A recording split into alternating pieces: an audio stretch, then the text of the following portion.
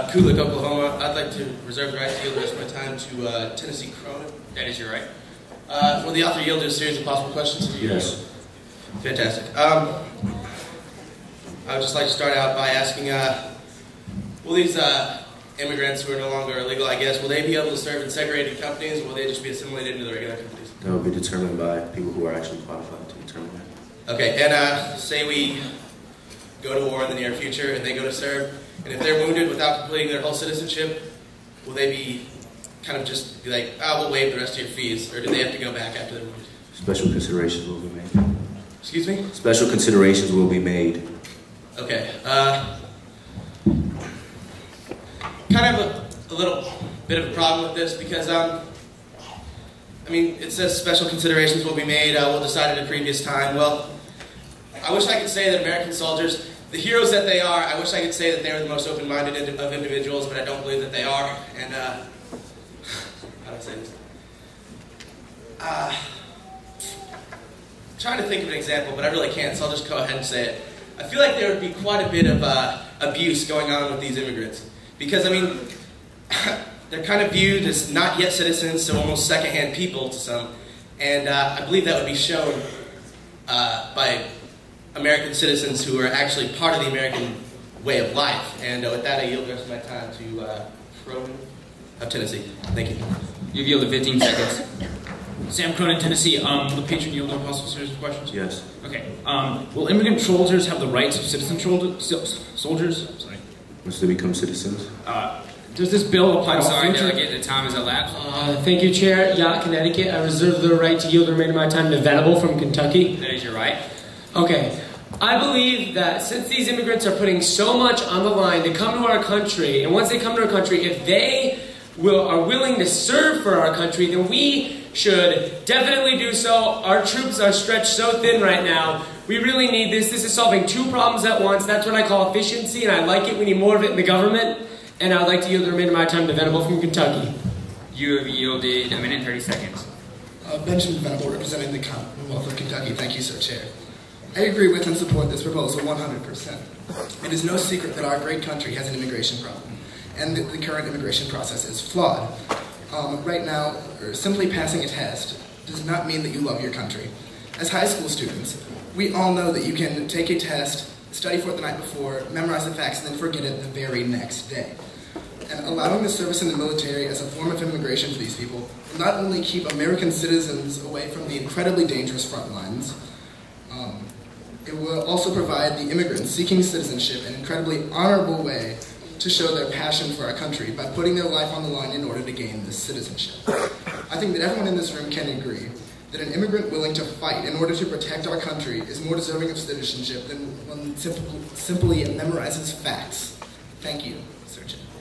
Claim for the family of Alabama, I reserve the remainder of my time to Delegate Kavicki from Texas. That is your right. Thank you. I think we need to have a brief historical concept of what this proposal is essentially doing.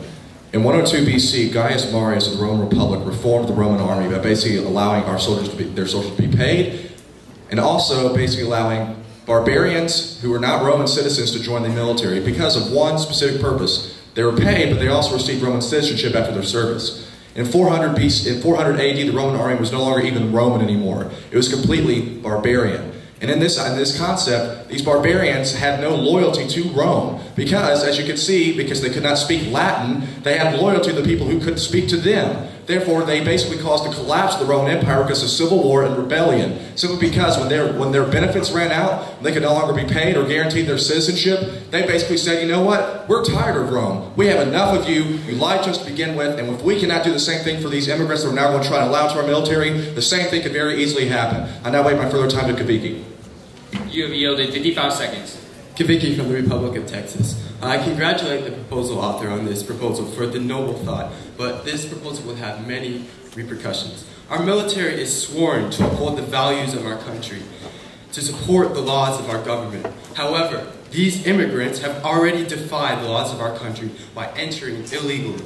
And now we accept these criminals with open arms and enlist them without qualms. I say no.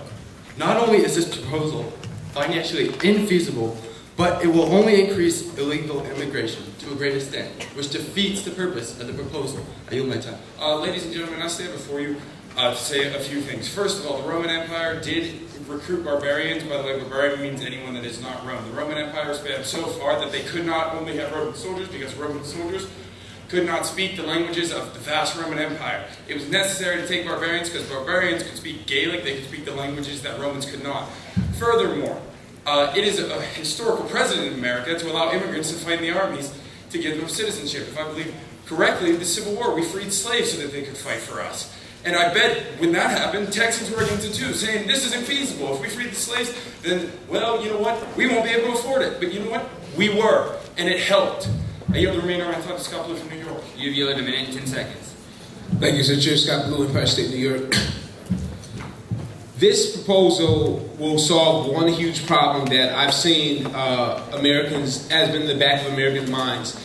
It's the fact that what if we don't have enough soldiers? What if our issues in Iraq, Iran, or wherever else we're sending our soldiers to fight, what if it escalates to a point that we can't handle? What if we have to bring back the draft? And now I can look out into this audience and I can say, I don't think any of us wants to be recruited against our will. But these immigrants who want freedom, who want to taste freedom, are willing to go out for our country and fight and die for us. So we owe them at least citizenship. And do you understand? They were not born on our soil, but their blood will be shed on other soils to keep our freedoms free. So let's give them freedom. Thank you. Victoria Summer, Republic of Texas. May I reserve my right to yield my range of time to Klingman from Texas? That is your right. I have 3 major points against this proposal. 1, the proposal suggests a seamlessly easy way to rid our nation of illegal immigrants. There is no master list of the illegal immigrants in our nation. There is no way to make sure that they will all be enlisted into the military and the ones who don't, taken out. There is no way that the things that he wishes to achieve from this bill would be actually achieved. Secondly, I would like to direct your attention to the results to be accepted section. It states that an increased patriotism will be felt. Patriotism is not a feeling that can be forced. Love for one's nation is not something that you can instill into a person who does not wish to be instilled. And lastly, a former delegate said that this bill keeps the citizens from the front, our citizens from the front line. This means that immigration is not a crime that is punishable by death. We would send these people to our front lines to die for us. That is not something that we can do to just a human. They are not second-class citizens. They are people. I yield my remainder of my time to Klingman from Texas. You've yielded 50 seconds. Klingman from Republic of Texas. Will the author yield to a series of questions? We yield. Yes. Why isn't the age 18 and under for children living with their parents when the age in which to enter the military is 18? Why is it 16 and not 18?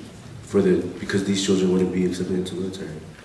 Well, can you rephrase your question? Well, in your proposal, it says the children must be under 16 in order to live with their parents. But in order to enter the military, you must be 18. So why is it not 18 to enter the military? Just 16. It's just a number.